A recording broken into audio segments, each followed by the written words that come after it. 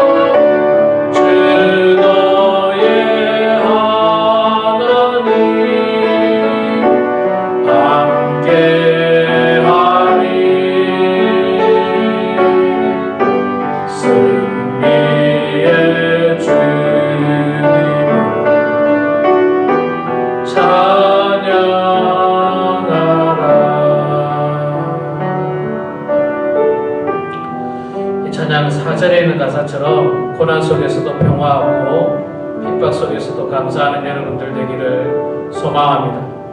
우리 이 시간 완전하신 나의 주와 함께 찬양하도록 하겠습니다.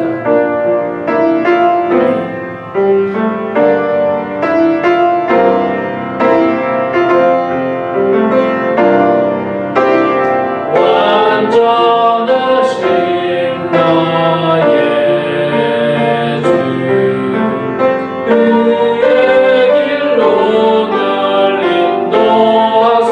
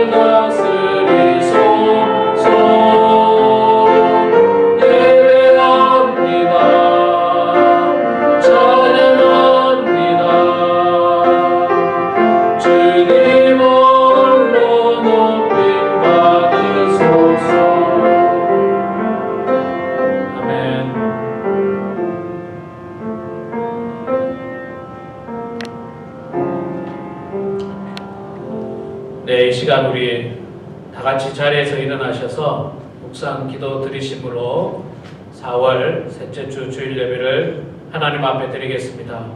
함께 기도하겠습니다.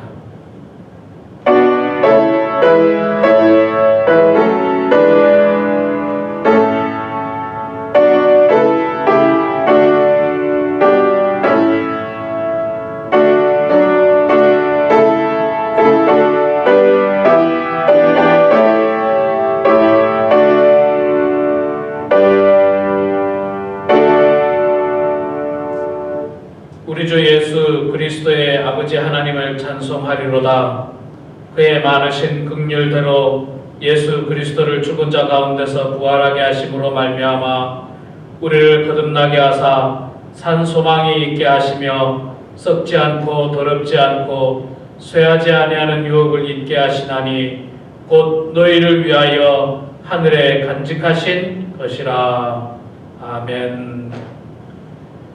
독생자를 이 땅에 보내주시고 구원의 은총을 허락하신 여호와 아버지 하나님, 은혜를 감사합니다. 오늘도 우리 주님의 부활신앙을 마음 가운데 품고 거룩한 주일을 지킵니다. 비록 영상으로 예배드리지만 성령님께서 함께하여 주셔서 가장 거룩하고 경건한 예배를 드리게 하여 주시옵소서. 주님 홀로 영광 받아주시고 저희들에게 한없는 은혜와 평강을 허락하여 주시옵소서. 예수님의 이름으로 기원하옵나이다. 아멘.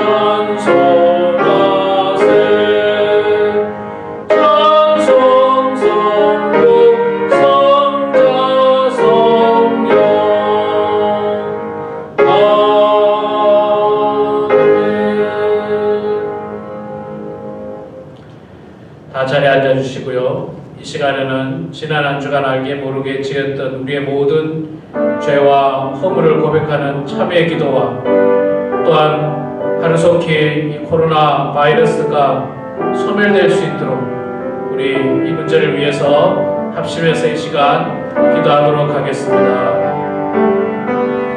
사랑의 아버지 하나님, 은혜를 감사합니다. 부족한 저희들을 주님 사랑하여 주셔서 오늘도 이 거룩한 주일 주님 앞에 나와 비록 영상이지만 하나님 앞에서 거룩한 예배를 드리게 하여 주시니 주여 감사합니다.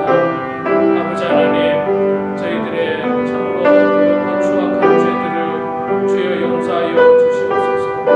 지난 한 주간에도 하나님께서 저희들에게 은혜를 베풀어 주셨지만 우리는 여전히 인간적인 욕심에 이끌려서 또한 욕망에 이끌려서 하나님의 영광을 가려웠을 뿐만 아니라 참으로 하나님의 자녀로 온전하지 못한 삶을 살았음을 고백하오니 아버지 하나님, 이 시간 예배드리게 합당한 저의 마음으로 주님께서 살려주시고 우리 주 예수 그리스도의 보혈로 그렇게 하여 주시옵소서. 아버지 하나님, 지금 여전히 온 세상을 뒤덮고 있는 코로나 바이러스를 하나님께서 참으로 물리쳐 주셔서 이제 더 이상 확산되지 않도록 도와주시고 모든 바이러스들이 소멸될 수 있도록 하나님 아버지 붙들어 주시옵소서. 아버지 하나님, 전 세계에 많은 사람들이 고통당하고 있습니다. 많은 사람들이 생명을 잃었습니다. 아버지 하나님, 하나님의 위협을 깨닫게 하여 주시고 하나님의 심판의 무서움을 깨닫게 하여 주시고 그동안의 인간의 죄들을 깨닫는 모든 백성들 다 될 수 있도록 하나님 아버지 붙들어 주시고 저희 역사하여 주시옵소서. 감사드리며 예수님의 이름으로 기도드리옵나이다. 아멘. 진실된 마음으로 죄를 고백하는 우리들에게 주께서 용서의 말씀을 선포하십니다. 다시 우리를 불쌍히 여기셔서 우리의 죄악을 발로 밟으시고 우리의 모든 죄를 깊은 바다에 던지시리이다. 아멘. 사도신경으로 신앙 고백하겠습니다. 전능하사 천지를 만드신 하나님 아버지를 내가 믿사오며 그 외아들 우리 주 예수 그리스도를 믿사오니 이는 성령으로 잉태하사 동정녀 마리아에게 나시고 본디오 빌라도에게 고난을 받으사 십자가에 못 박혀 죽으시고 장사한 지 사흘 만에 죽은 자 가운데서 다시 살아나시며 하늘에 오르사 전능하신 하나님 우편에 앉아 계시다가 죄로서 산 자와 죽은 자를 심판하러 오시리라. 성령을 믿사오며 거룩한 공예와 성도가 서로 교통하는 것과 죄를 사하여 주시는 것과 몸이 다시 사는 것과 영원히 사는 것을 믿사옵나이다. 아멘.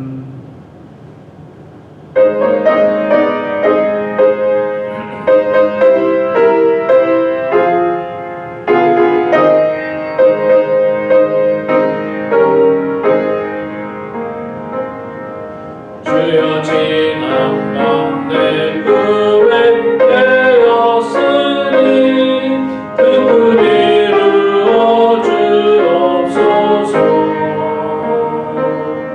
밤과 집에 계시로 보여주소.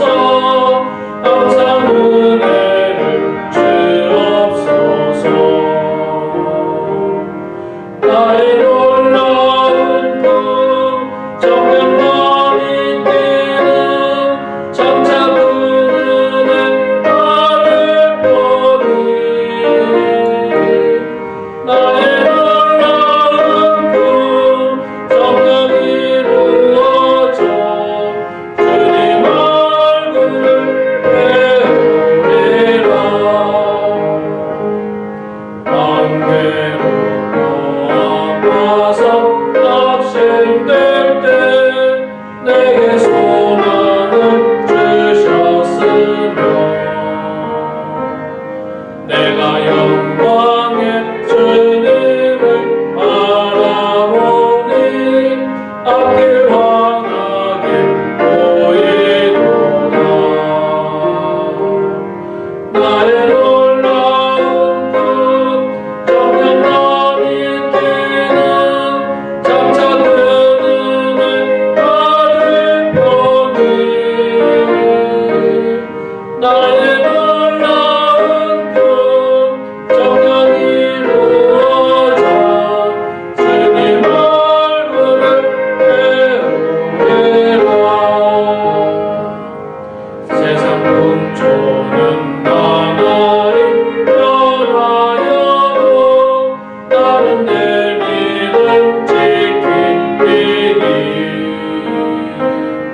인생 살다가 죽음이 금 같으나 오직 내 꿈은 참되리라. 나의 놀라운 꿈 정녕 멀리 뛰는 장차 그 은혜 나를 보니 나의 놀라운 꿈 정녕 이루어져 주님 얼굴을 배우리라.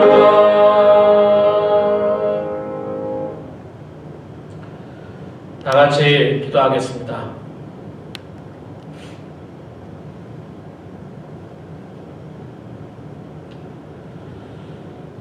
사랑과 은혜가 충만하신 여호와 아버지 하나님, 은혜를 감사드립니다. 우리 주 예수 그리스도의 십자가 보혈로 말미암아서 저희들 구원의 은총을 입고 오늘도 이렇게 구원받은 자녀로 그 자격을 가지고 주님 앞에 나와 예배드립니다.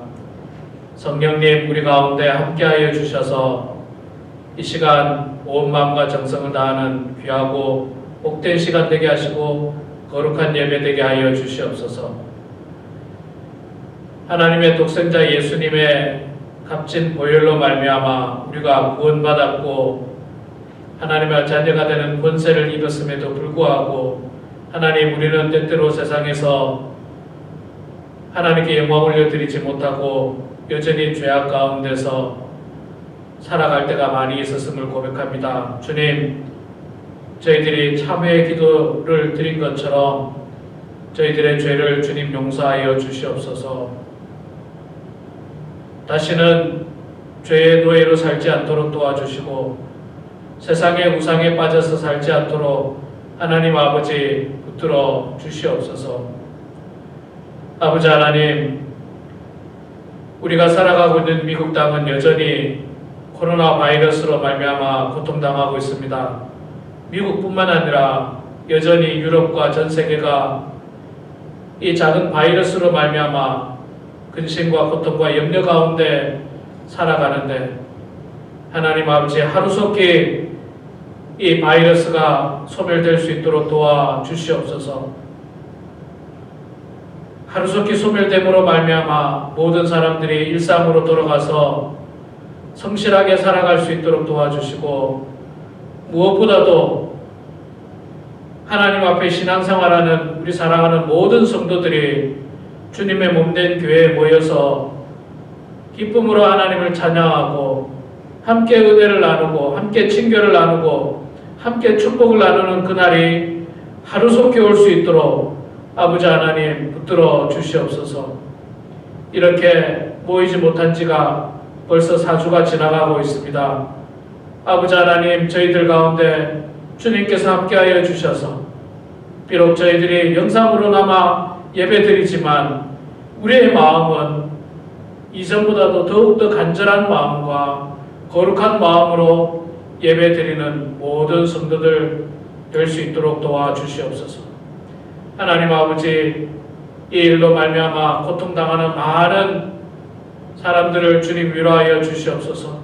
실직을 당한 사람들, 또한 사업의 어려움을 겪고 있는 사람들, 여러 가지 생업의 어려움을 겪는 모든 사람들을 불쌍히 여겨주시고, 특별히 바이러스로 말미암아 목숨을 잃은 많은 가족들을 주님께서 위로하여 주셔서 아버지 하나님의 사랑과 은혜로 말미암아 하루속히 회복될 수 있도록 아버지 하나님 도와주시옵소서. 특별히 우리 범은 하나님께 사랑하는 성도들을 주님께서 지켜주셔서 지금까지 함께해 주셔서 감사합니다. 우리 성도들뿐만 아니라 우리 성도들의 자녀들, 손주들까지도 하나님께서 보호해 주심으로 말미암아 어려움 당하지 않도록 도와주시고 예수 믿는 가족들이 축복받고 보호받는 은총이 있게 하여 주시옵소서. 아버지 하나님, 저희들 이 시간에도 주님 앞에 간절히 예배드리오니 저희들의 예배를 주님께서 기쁘게 받아주시고 말씀을 통하여 큰 은혜를 내려 주시옵소서. 부족한 종이 오늘도 하나님의 말씀을 대언합니다. 성령께서 함께하여 주심으로 말미암아 하나님의 귀한 말씀만이 선포되어지고 그 말씀을 통해서 결단하고 헌신함으로 말미암아 하나님 말씀대로 살아가는 주의 백성들 다 되게 하여 주시옵소서. 모든 것 주님께 감사드리며 살아계신 예수님의 이름으로 기도드리옵나이다. 아멘.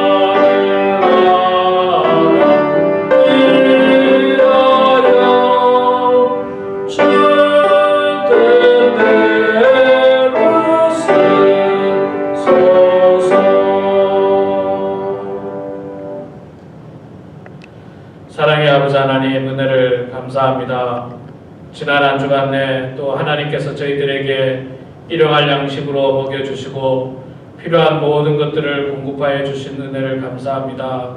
그 모든 것이 하나님의 은혜로 주어졌음을 고백하면서 이 시간에 정성으로 주님 앞에 예물을 올려드립니다.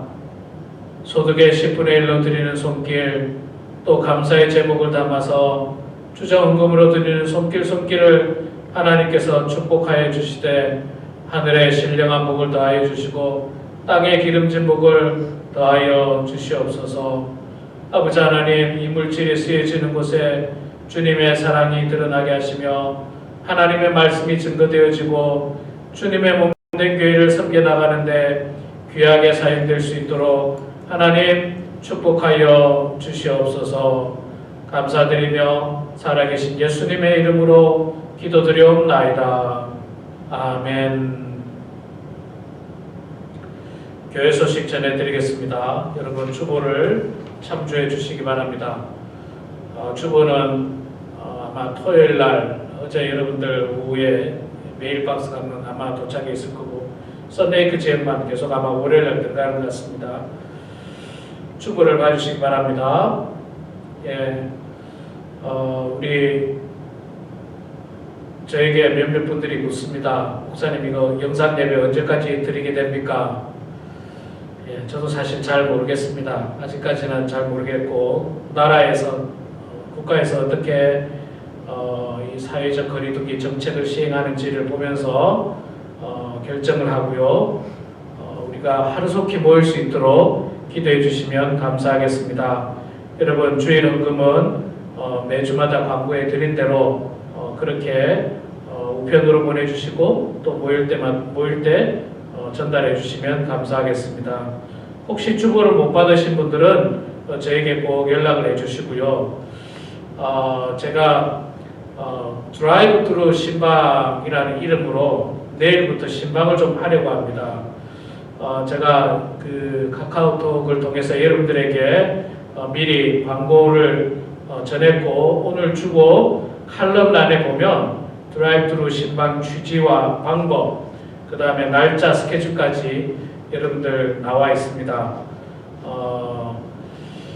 가장 안전한 방법으로 제가 차에서 내리지 않고 여러분들이 집 밖에 잠시 나오셔서 6피트 거리 떨어진 곳에서 의자를 들고 나오시면 잠깐 한 5분 정도 앉아서 저랑 같이 대화를 나누시고 함께 기도하는데 그 목적이 있습니다. 다른데 그 목적이 있는 것이 결코 아닙니다. 그렇게 하시고 혹시 불편하시거나 출타하시거나 기타 이렇게 정해진 요일에 신방이 어려우신 분들은 절대로 여러분 부담 갖지 마시고 저에게 메시지를 보내주시기 바랍니다. 그러면 제가 다음번에 우리 편안할 때 또 그렇게 하고 또 전화로 신방을 하도록 하겠습니다.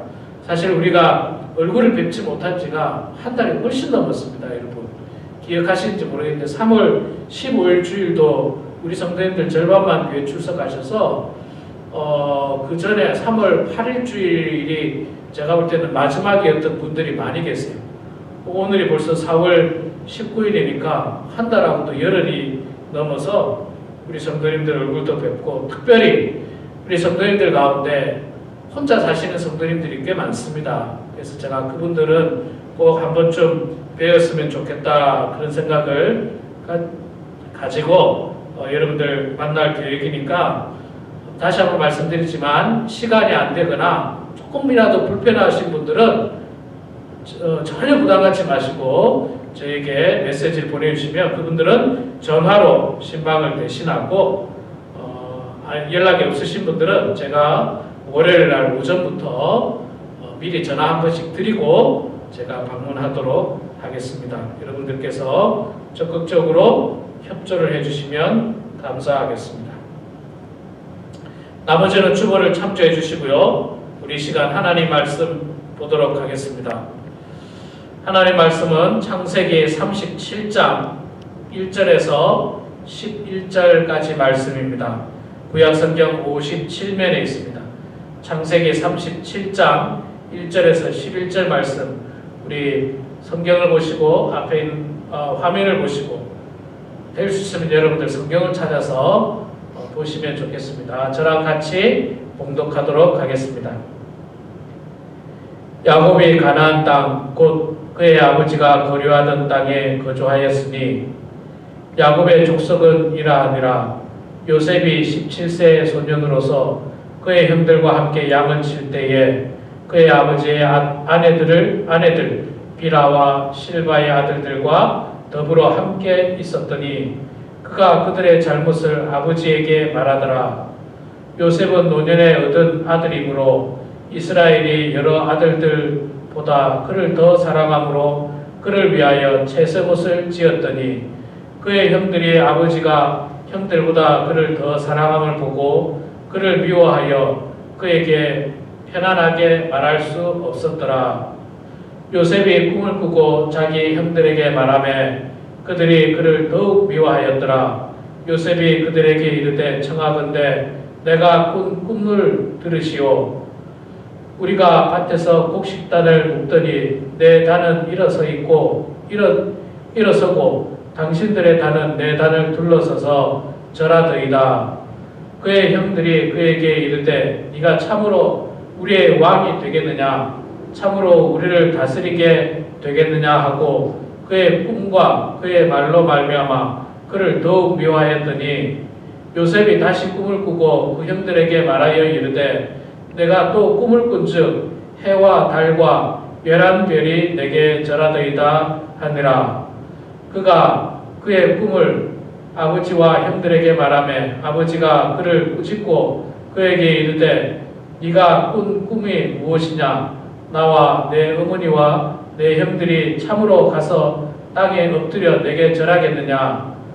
그의 형들은 시기하되 그의 아버지는 그 말을 간직해 두었더라. 아멘.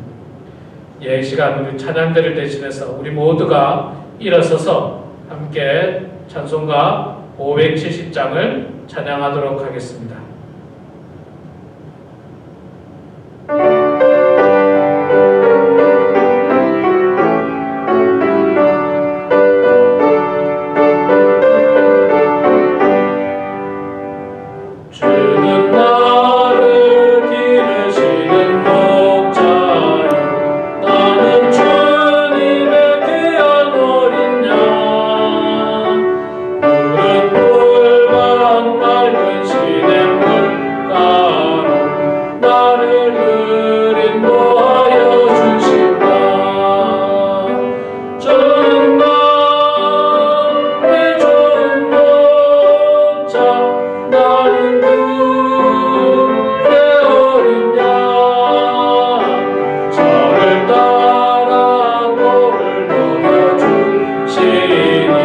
내게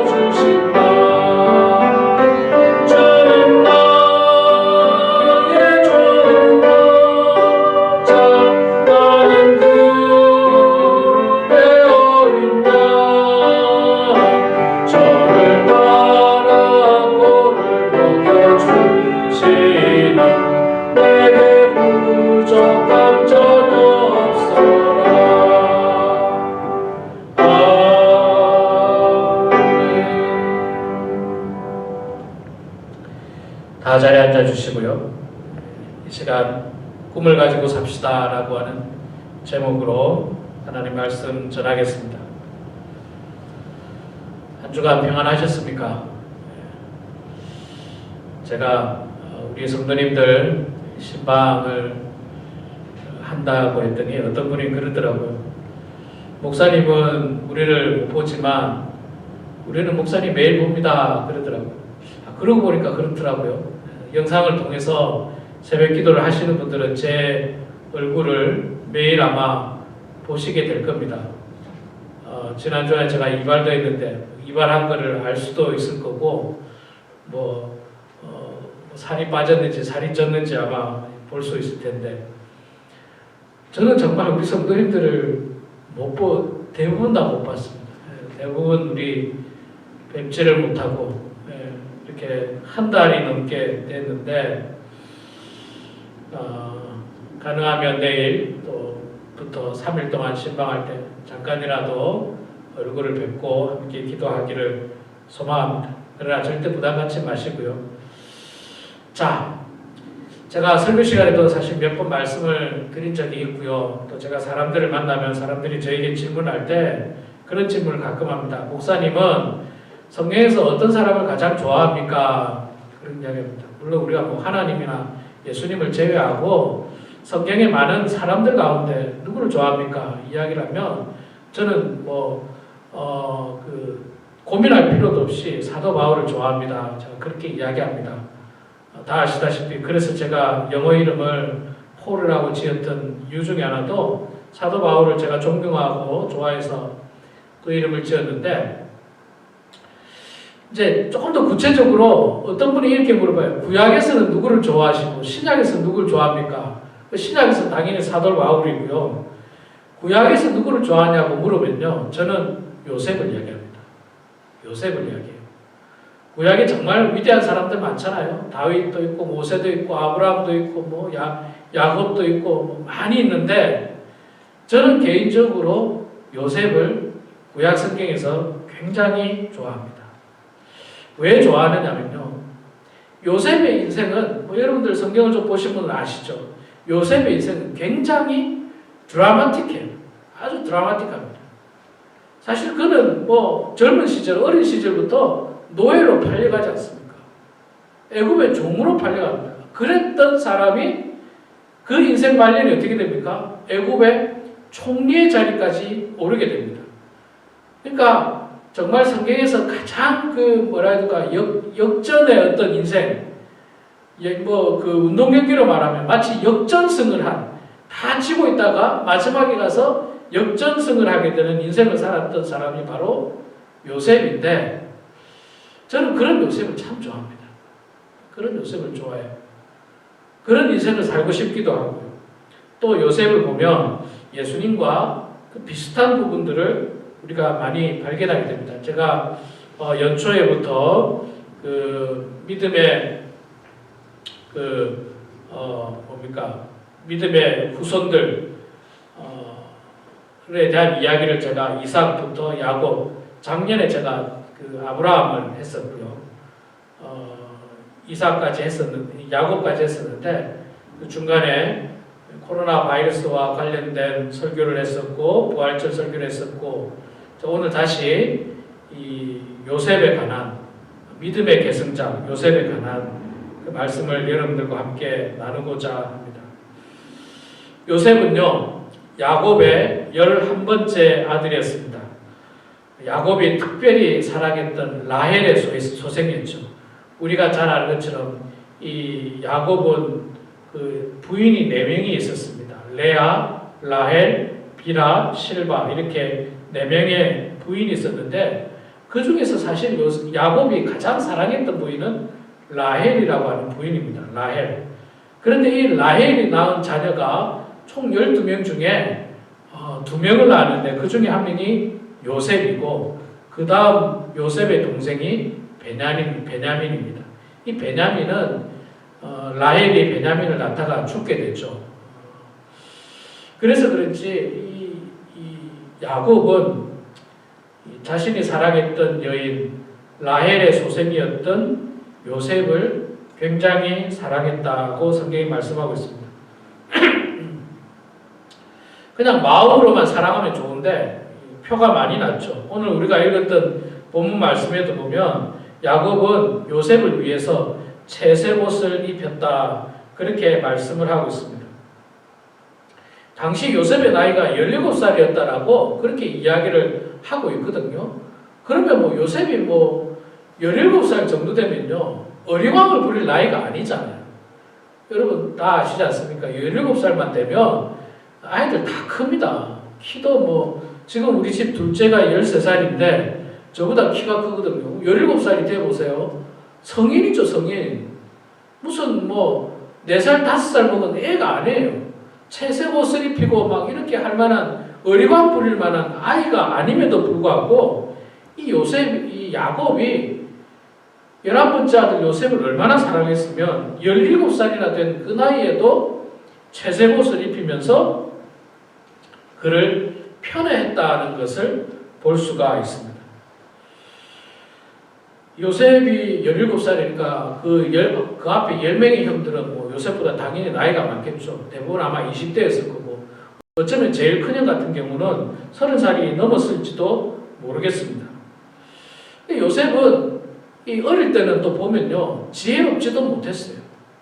아버지가 이렇게 편애를 하면 좀 자신이 좀 그 형들 눈치를 봐가면서 이렇게 좀 조심할 필요도 있는데 그렇지도 못했어요. 요셉은 보면 그냥 좋게 말하면 굉장히 순수했고요 나쁘게 말하면 지혜롭지 못하고 좀 어리석은 면도 없지 않아 있었습니다. 자, 그리고 또 야곱이 요셉을 이상하게 형들이 무슨 이야기를 하나 가서 듣고 오라고 이야기합니다. 그리고 듣고 와서 자신한테 이야기해달라. 무슨 정탐꾼도 아니고 11번째 아들이었던 요셉한테 형들이 무슨 이야기를 하는지 이렇게 듣고 있다가 나한테 와서 이야기해달라. 그렇게까지 해서 형들이 평소에 굉장히 미워했습니다. 뭐 제가 과거에도 말씀드렸습니다만은 형제가 많은 집안에서 보면 이런 형제 간의 차별이 아주 가끔 있을 수 있습니다. 저도 설교 시간에 한번 말씀드린 적이 있습니다. 저는 삼형제 중에 둘째이기 때문에 뭐 그런 어떤 편애가 있었다고 제가 한번 과거에 말씀드린 적이 있습니다. 그럴 수는 있죠. 새 옷을 사서 장남에게 입히고 뭐 그런 건 있을 수 있습니다. 여기까지는 괜찮아요. 일반적인 어떤 가정에서 볼 수 있는 뭐 평범한 일이라고 볼 수 있습니다. 그러나 문제는 이제 요셉이 꿈에 대해서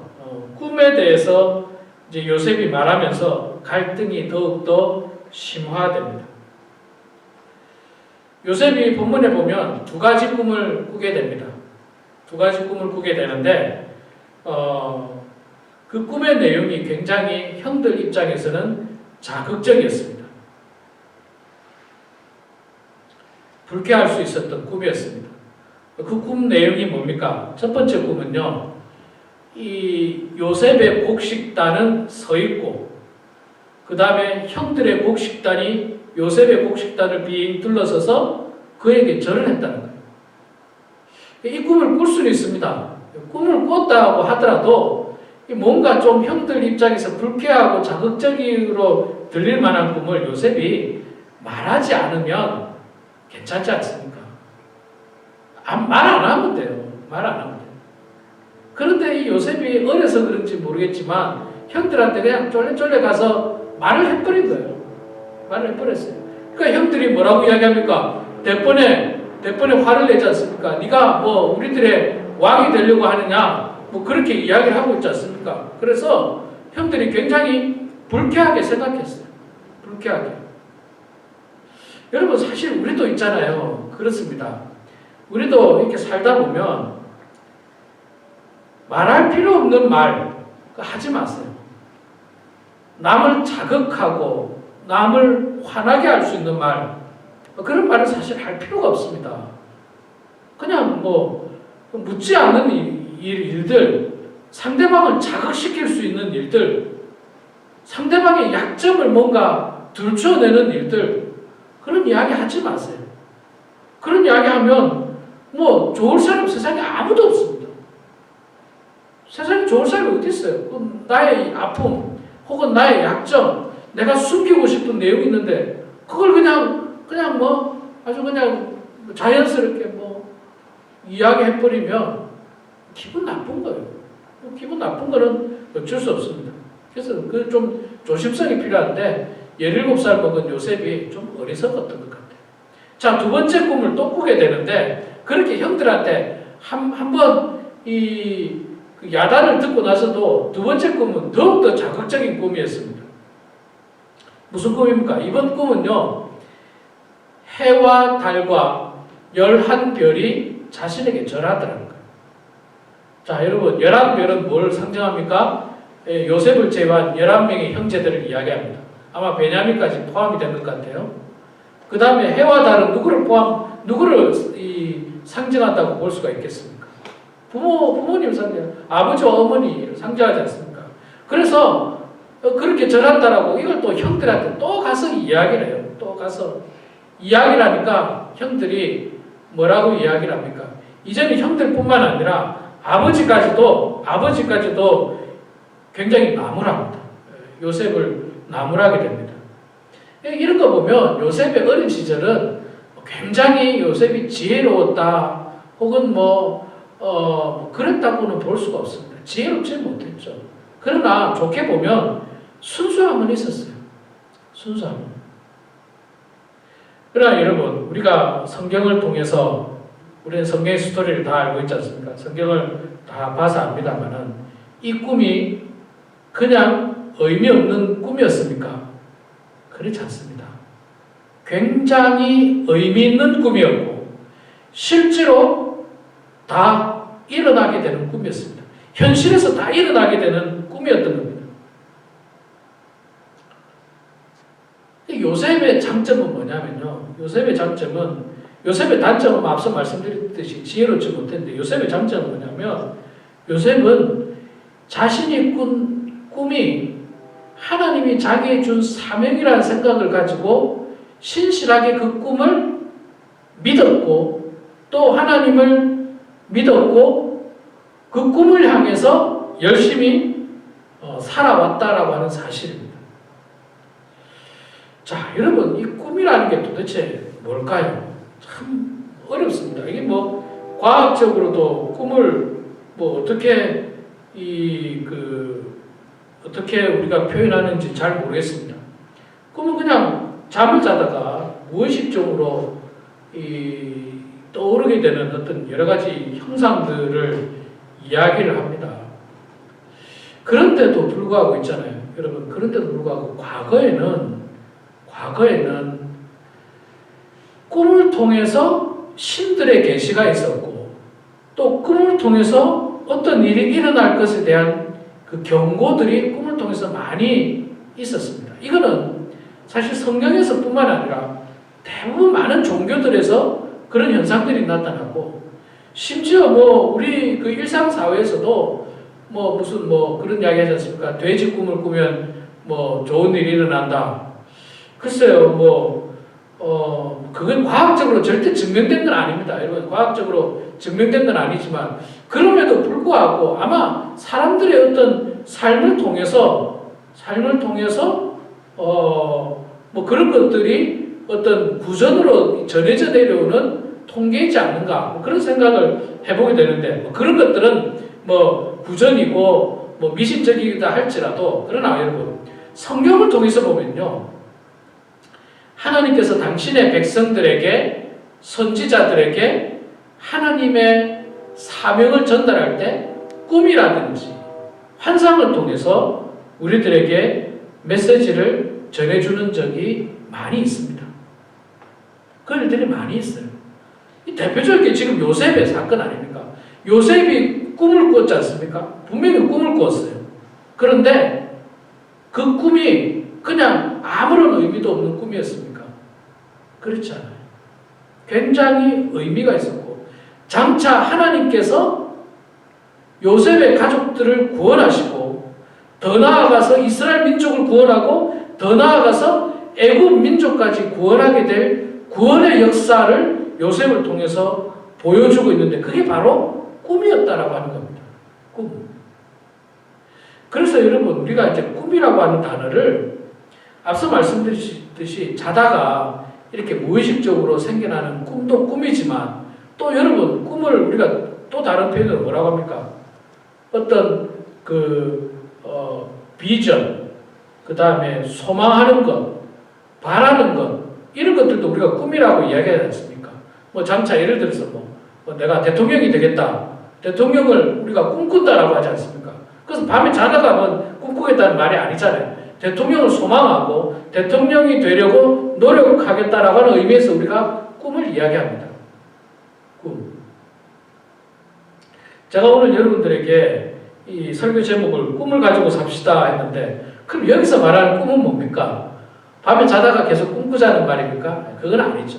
그건 아니고 영어로 말하면 말 그대로 비전입니다. 소망하는 것들. 하나님께서 우리들에게 주시는 사명을 이루어 나가는 그 꿈을 꾸자는 겁니다. 그 꿈을 꾸자는 겁니다. 그런데 이제 이렇게 말할 수 있죠. 아이고 목사님 지금 제 나이가 뭐 60이 넘고 70이 넘고 80이 넘었는데 무슨 꿈을 지금 꾼다는 겁니까? 뭐 20대라든지 30대 젊은 사람들에게 꿈을 꾸라고 할 수 있지만 제가 지금 뭐 이 나이에 무슨 꿈을 꿉니까? 여러분 그렇지 않습니다. 요엘서 말씀해 보면요. 꿈이 없는 백성은 망한다고 했어요. 여러분 꿈이 없다, 사명이 없다, 삶의 목표가 없다는 거는요. 그런 사람은 하나님께서 이제 데려가십니다. 그러니까 하나님께서 우리들에게 생명을 주셨다는 말은 사명을 주셨다는 말하고 똑같은 거고 꿈을 주셨다는 말하고 똑같은 겁니다. 해야 할 일이 있다는 거예요. 해야 할 일이 없으면 데려가십니다. 이 땅에서 해야 할 일이 다 마쳤으면 하나님께서 우리를 데리고 가시기 때문에 그래서 우리는 목사님 저는 꿈이 없습니다. 그냥 막 삽니다. 그런 사람은 하나님 앞에 대단히 불충한 거고 또 하나님 앞에 영적으로 굉장히 게으른 것입니다. 꿈을 가져야 됩니다. 무슨 뭐 아프리카에 가서 복음을 전해야 되는 이런 어떤 거창한 꿈도 꿈이겠지만 아주 작지만 소박한 꿈도 꿈입니다. 내가 오늘 우리 성도님 가운데 혼자 사시는 성도님에게 안부 전화 한번 드려봐야지. 우리 교회 나온 지 얼마 안 된 성도님이 계시는데 그분 어떻게 이렇게 잘 지내시는지 내가 전화 한번 해봐요. 이것도 꿈이고 사명이에요. 이것도 꿈이고 사명입니다. 뭐 하다 못해. 여러분 하다 못해. 내가 뭐 어떤 성도님들이 그런 분이 계세요. 바느질을 잘하는 성도님은 내가 이 재봉 기술을 통해서 마스크를 만들어서 혹시 힘든 사람이 있으면 내가 마스크를 전달해야지. 이런 사람이 있을 수 있고요. 뭐 우연히 뭐 어떤 경로든지 내가 뭐 마스크가 많다든지 무슨 뭐 핸드 세니타이저가 많다든지 이런 것들이 있으면 나누는 것도 그것도 꿈이에요. 누군가를 내가 도와야지. 하루에 한 가지 돕는 일을 해야지라고 하는 것도 꿈이 될 수가 있습니다. 또한 내가 우리 집 앞들과 뒷뜰을 아름답게 가꾸어서 우리 집에 방문하는 사람들에게 기쁨을 줘야 되겠다는 마음으로 뒷뜰을 아름답게 꾸미고 앞뜰을 아름답게 꾸미는 것도 꿈이 될 수 있습니다. 큰 꿈이든 작은 꿈이든 그 꿈을 가지고 나아가야 됩니다. 또 한 가지 예를 든다면 우리가 지금 코로나 바이러스로 말미암아 모여서 신앙생활을 못하지만 이제 이 모든 것들이 끝나고 함께 모여서 신앙생활을 할 때는 내 신앙이 이제 더욱더 성숙한 신앙으로 변화되어야 되겠다는 그런 목표를 가지고 그런 꿈을 가지고 실천해 나가는 겁니다. 저한테 어떤 분이 전화를 하셔서 그런 이야기를 하시더라고요. 목사님, 저는 평소에 새벽 기도를 나가지를 못해서 늘 마음에 불편함이 있었는데 그러나 새벽에 일찍 일어나기는 합니다. 그래서 요즘 목사님이 주시는 그 영상을 통해서 새벽에 딱 일어나서 이렇게 예배를 드리니까 얼마나 좋은지 모르겠습니다. 목사님 저에게는 너무너무 유익합니다. 참 감사합니다. 이런 분이 저에게 전화를 주셨죠. 이런 분이 계시는데 그런 분들도 이제 꿈을 가지는 거예요. 매일매일 내가 영상으로지만 새벽 기도를 드려야 되겠다. 말씀으로 하루를 시작하고 기도로 하루를 시작해야 되겠다. 그전에는 그냥 말씀으로 시작하지도 않았고 그냥 아침에 일어나면 그냥 뉴스부터 보고 밥 먹고 그렇게 생활했는데 이제는 내가 이 코로나 바이러스로 말미암아서 어려워서 영상으로 예배드리기 시작했는데 이후부터는 내가 새벽 기도를 통해서 정말 새벽 기도 나와서는 안 되는 거라면 이전처럼 매일매일 영상을 통해서 하루의 시작을 말씀으로 하는 거예요. 기도로 시작하는 거예요. 그런 꿈을 가져야 한다는 것입니다. 그러나 여러분 만약에 꿈이 없다면요. 꿈이 없으면 목표가 없잖아요.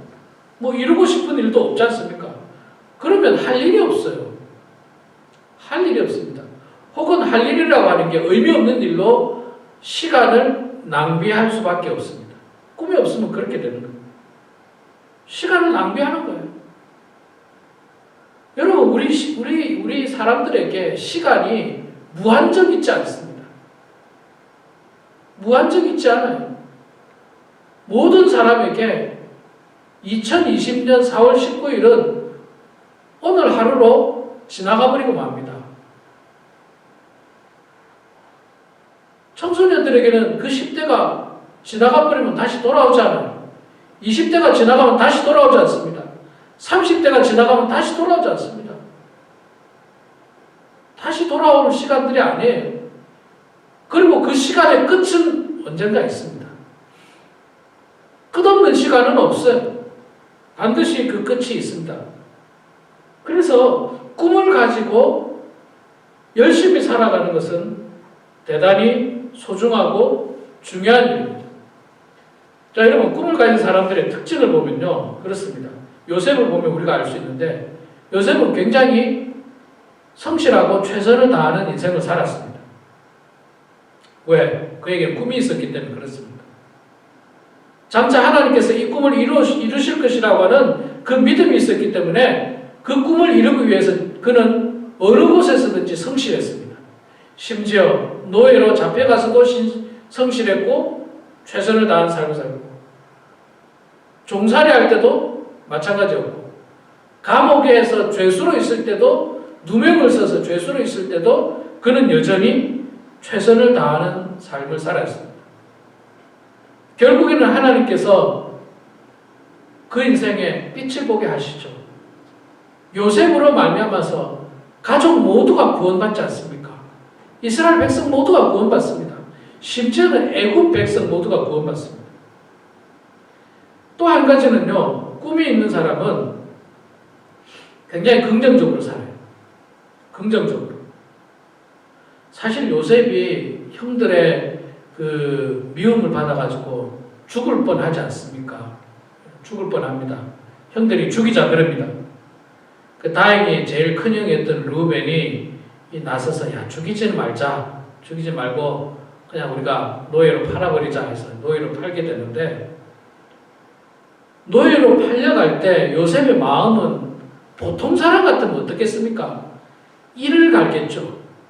내가 반드시 형들에게 복수해야지. 복수해야지. 어떻게 동생을 죽이려고 하고 어떻게 동생을 이렇게 노예로 팔아버릴 수 정말 저 사람들은 내 형제들이 아니야. 내 형들 아니야. 이런 마음으로 한평생 증오하는 마음과 미워하는 마음을 가지고 그렇게 사는 게 어쩌면 보통의 경우일 거예요. 그러나 요셉은요. 한평생 증오하는 마음도 없었고 미워하는 마음도 없었고 그저 그리워하는 마음밖에 없었어요. 긍정적으로 살았다는 거예요. 긍정적으로. 이게 참 소중한 일인 것 같습니다. 꿈이 있으면 그 꿈을 향해서 열심히 살 뿐만 아니라 그 꿈을 이루기 위해서 긍정적으로 최선을 다하게 됩니다. 열심히 삽니다. 그리고 누군가 나에게 아픔을 주고 누군가 나에게 상처를 준 것에 대해서 마음에 품지 않고 살아요. 떨쳐내고 지금 나에게 당한 이 하루하루를 성실하게 살려고 노력하는 겁니다. 그것이 이 꿈을 가진 사람의 특징인 것입니다. 제가 우리 어르신들과 함께 신앙생활하면서 가장 염려가 되는 것 중에 하나, 그리고 또 주변에서 목사님들이 이야기하는 것 중에 하나가 나이가 들면은 열정도 없고 무슨 소망도 없고 꿈도 없고 목표도 없어서 목회하기 어렵지 않느냐, 그런 이야기들을 많이 하는데 그 말이 맞습니다. 근데 그건 나이와 관계없다고 생각해요. 나이와 관계없이 꿈을 얼마든지 가질 수 있습니다. 얼마든지 가질 수 있습니다. 그리고 그 꿈은 우리의 형편과 우리의 상황에 따라서 변하지 않습니다. 형편이 어렵고 힘들수록 더욱더 그 꿈을 향해서 전진해 나가는 것이 필요한 것입니다. 지난주에 한국의 국회의원 선거를 이렇게 했지 않습니까? 그런 생각을 해봤습니다. 당선된 사람은 기쁘겠지만 낙선된 사람은 얼마나 마음이 아플까? 얼마나 힘들까, 마음이. 또 그런 생각을 좀 해봤어요. 당선된 사람이 기쁜 건 두말할 것도 없고, 낙선된 사람 입장에서는 더군다나 이런 분들 계시잖아요. 과거에 몇 번이나 당선이 돼서 2선, 3선, 4선 이렇게 하다가 낙선된 사람들의 마음은 정말 이루 표현할 수가 없을 것입니다. 그러나 여러분, 저는 그것도 좋은 약이 될 수 있을 거라고 생각합니다. 그렇게 시련을 또 겪어봐야지 더 크게 성장할 수가 있기 때문에 너무 좌절할 필요가 없다고 생각해요. 그리고 과거에 우리나라의 많은 대통령이라든지 이런 사람들 보면 대부분 다 낙선의 경험들이 있지 않습니까? 한 번에 대통령 된 사람이 어디 있습니까? 대부분 대통령도 몇 번이나 해봐야지 그렇게 되는 경우들이 많이 있는 것처럼 좌절할 필요가 없다는 겁니다. 요셉의 인생은 정말 좌절할 만한 얼마나 시련이 많이 겪었어요. 말씀드린 대로 노예로 팔려갔죠. 보디발 장군 집에서 얼마나 억울한 누명을 쓰게 됩니까? 억울한 누명을 쓰고도 그는 꿈을 잃지 않았어요. 또 감옥 안에서도 정말 억울한 일을 당하고 또 여러 가지 고난을 겪음에도 불구하고 요셉은 그 꿈을 잃지 않고 끊임없이 긍정적으로 나아갔던 사람입니다. 사실 우리가 지금 코로나19 바이러스로 말미암아서 정말 힘든 시기를 보내고 있습니다.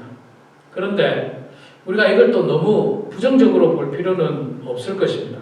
물론 지금 이 일로 말미암아서 사업이 어렵고 또 실직을 당하고 이런 많은 사람들의 아픔이 분명히 있는 건 사실입니다. 그런데 제가 정확하게는 여러분 모르고 또 상황마다 조금씩 다르지만 우리가 살고 있는 미국 땅은요, 비교적 나라가 좀 부유하다 보니까 이 실직을 당해도 나라에서 어느 정도 이렇게 많이 도와주지 않습니까? 다시 이 경제가 회복되면 복직을 할 수 있도록 혹은 다른 잡을 가질 수 있도록 많이 도와줍니다. 요즘 실직한 사람들 보니까요, 일하는 사람보다 돈을 더 많이 받더라고요. 실업수당 같은 것들을 더 많이 받는 경우들도 있고, 또 사업이 어려운 사람들도 나라에서 이런 방법으로 저런 방법으로 그냥 무상으로 이렇게 도와주는 일들도 굉장히 많습니다. 또 불행 가운데 다행이고 감사한 것은 우리 교회 성도님들은 대부분 다 은퇴를 하셨는데, 은퇴하신 분들이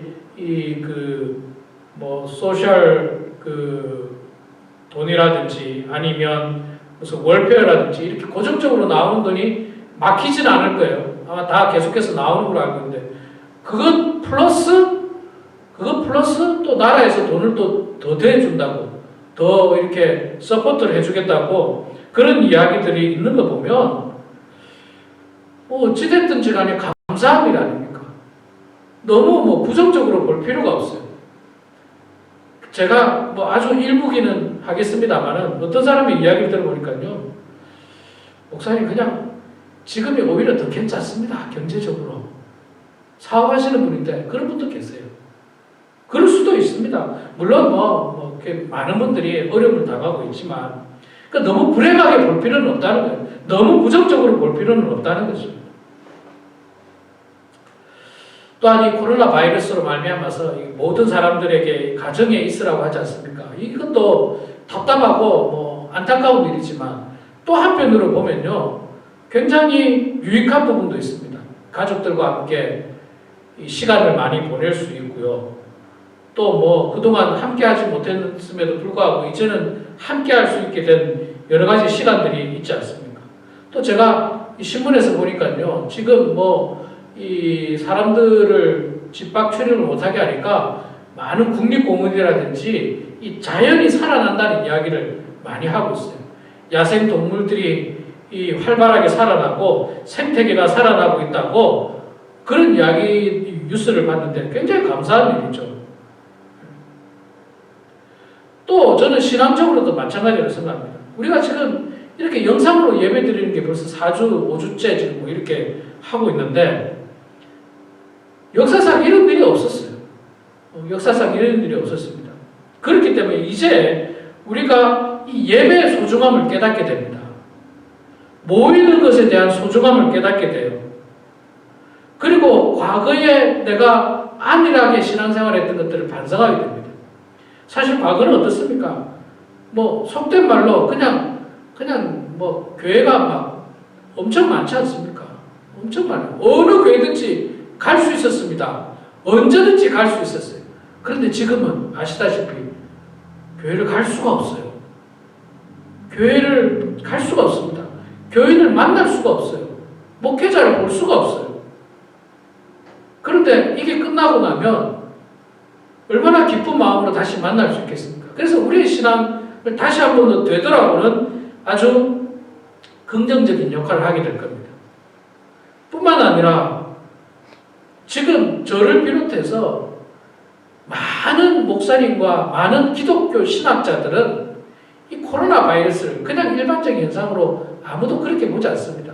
세상 학자들은 그렇게 볼지 모르겠지만 기독교인들은 또 목사님들은요, 훌륭한 무슨 영성가들은 전부 다 이 코로나 바이러스는 하나님의 경고이면서 징계라고 이야기하고 있어요. 경고이면서 징계입니다. 사실 눈에 보이지도 않는 바이러스로 우리가 이렇게 전 세계가 벌벌 떨고 있습니다. 그런데 어떻게 보면 이거는요, 진짜 하나님의 작은 경고에 불과할지 모릅니다. 우리 인간이 더욱더 교만 가운데서 타락하고 또 우상 가운데서 또 범죄를 저지르고 죄악 가운데 살게 되면 하나님께서 정말로 무서운 걸로 우리를 심판할 때가 있을 겁니다. 그때가 임하기 전에 하나님께서 이렇게 경고하실 때, 이렇게 정말 우리들에게 깨달으라고 하실 때 우리가 깨닫고 뉘우치면서 다시 우리의 신앙생활을 재점검하고 하나님을 향한 우리의 마음들이 변화되어지고 온전하게 바뀌어질 때, 그때 정말 하나님께서 기뻐하실 것이고, 이 코로나 바이러스가 그렇게 우리를 변화시키기 때문에 아주 유익하고 아주 긍정적으로 작용할 수가 있다는 것입니다. 꿈이 있는 사람은 이렇게 긍정적으로 보는 거예요. 꿈이 있는 사람. 저는 개인적으로 내일부터 시작되는 이 신방에 참 기쁩니다. 우리 성도님들을 만나게 될 것이 사실 설레이고요. 기쁩니다. 다른 목적은 전혀 없습니다. 얼굴 보고 싶어요. 얼굴 보고 싶고 우리 성도님들이 한 달 반 동안 건강하게 잘 지내셨는지, 혹시 어려움은 없으신지, 뭔가 내가 도울 일은 없는지. 저에게 작은 꿈이 바로 그겁니다. 우리 성도님들을 보고 싶은 꿈이 있는 겁니다. 제가 말씀드린 대로 꿈이라고 해서 어마어마하게 거창하게 꿀 필요 없습니다. 나이가 80이 훨씬 넘어도 꿈을 꿀 수 있습니다. 심지어는 병석에 누워 있어도 꿈을 꿀 수가 있는 것입니다. 우리 사랑하는 성도 여러분, 요셉은 꿈의 사람이었습니다. 그리고 그는 그 꿈을 향해서 나아갔던 사람입니다. 세상의 철학자 가운데 17세기에 스피노자라고 하는 철학자가 이런 말을 했습니다. 내일 지구의 종말이 온다 할지라도 나는 오늘 한 그루의 사과나무를 심겠다라고 아주 유명한 말을 남겼는데, 이 말은 뭡니까? 결코 어려움이 와도 결코 꿈과 희망을 버리지 말라고 하는 아주 철학적이고 좋은 말입니다. 요셉은 불행한 환경 속에서도 하나님을 향한 꿈을 꾸었습니다. 장차 하나님께서 이루실 그 귀한 꿈들을 그는 마음속에 간직하면서 최선을 다하며 성실하게 그리고 긍정적으로 살아왔습니다. 우리 인생의 가장 큰 적은요, 꿈이 없이 사는 겁니다. 희망이 없이 사는 겁니다. 의미 없이, 목표 없이 그냥 시간을 흘러보내는 것이 대단히 불행한 일입니다. 이것은 하나님을 향한 불순종이고 불충이고 게으름입니다. 하나님은 분명히 우리 각자에게 사명을 주셨습니다. 그것이 큰 사명이든 작은 사명이든 하나님이 주신 사명을 성실하게 감당해야 합니다. 그것이 우리의 꿈이 되고 또 그 꿈을 날마다 이루어서 하나님께 영광을 올려드리는 우리의 삶이 되어야 할 것입니다. 사랑하는 성도 여러분, 꿈을 가지십시오. 꿈을 꾸시면서 사시기 바랍니다. 하나님께 주신 사명을 잘 감당하는 그런 저와 우리 모두가 되기를 주의 이름으로 축원합니다. 기도하겠습니다.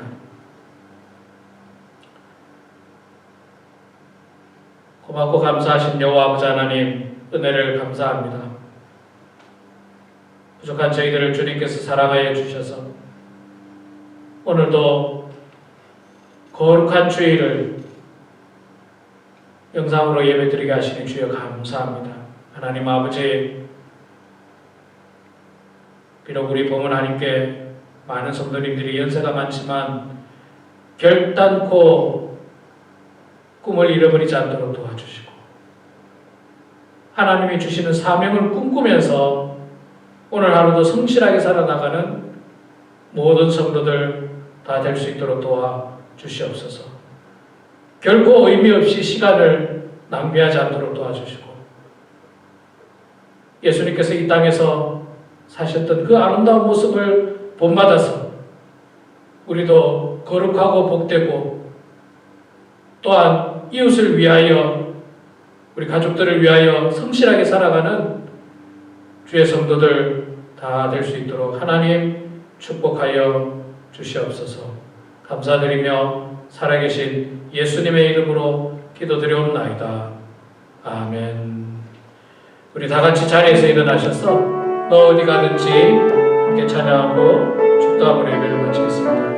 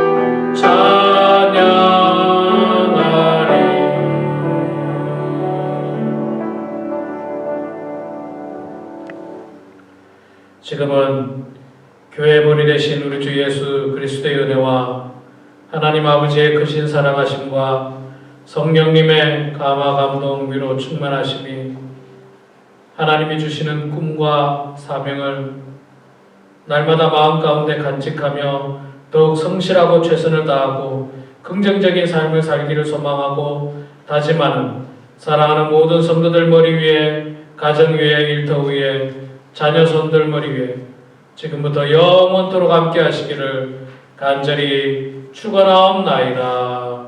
아멘.